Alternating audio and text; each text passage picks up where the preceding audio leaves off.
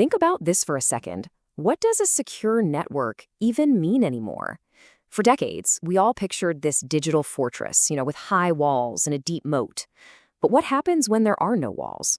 When your office is a coffee shop, your data is floating around in the cloud, and your team is spread all over the globe? Well, that old model isn't just broken, it's obsolete. So today, we're going to dive into the strategy built for this new reality, zero trust. Okay, so here's what we're going to cover.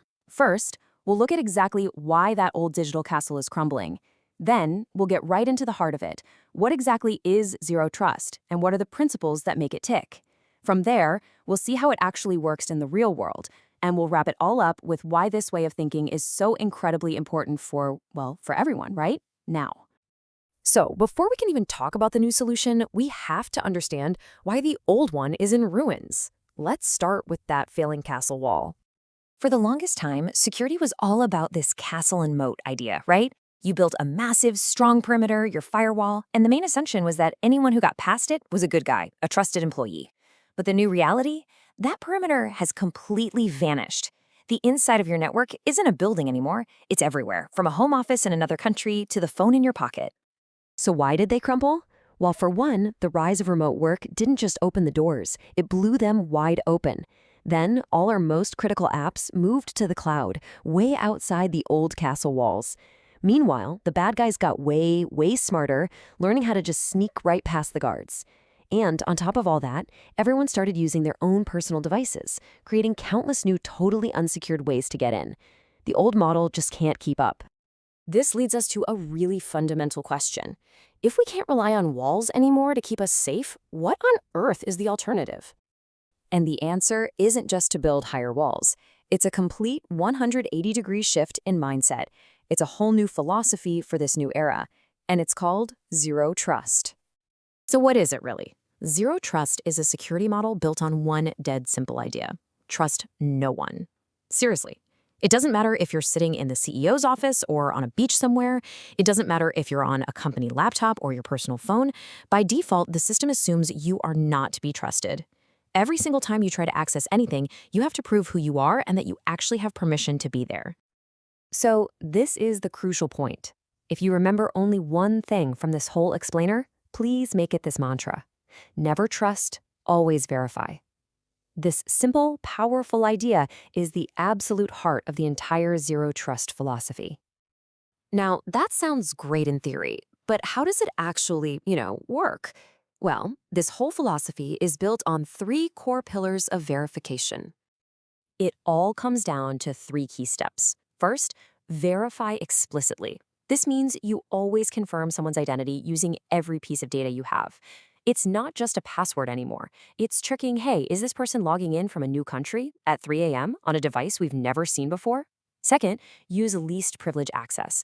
Think of it like this. You give a visitor a key to one hotel room, not the master key to the entire building. People get access only to what they absolutely need to do their job and nothing more. And third, and this is a big one, assume breach. You act as if an attacker is already inside your network. You build small, contained zones, kind of like watertight compartments on a ship, to limit the damage they can do and minimize that blast radius if one area gets compromised. All right, so let's see how those principles actually come together to build a real working security system. Let's go from the abstract to the concrete. And this is where it gets really smart. Verification isn't just about your password anymore. Zero Trust looks at the whole picture. It's constantly asking questions. Who is this really? Is their device secure and up to date? Are they trying to use the right app with the right permissions? What kind of data are they trying to access? It combines all these signals to make an intelligent, real-time decision. And here's the absolute key. This is not a check that happens once when you log in the morning. Trust is not permanent. It's being reevaluated constantly, with every click, every request, every single interaction. It is continuous verification. Okay, so this all sounds super robust, but why does it matter to you and your business right now? Let's talk about the real-world impact of all this. Because the stakes are, they're incredibly high. $4.55 million. That was the average cost of a single data breach last year. Getting security wrong isn't just a tech problem anymore. It's a massive, potentially company-ending financial problem. Adopting a zero-trust strategy hits this problem head-on. By constantly verifying everything, you dramatically reduce the risk of a breach. You finally properly secure remote and hybrid work, which is just reality for most of us now.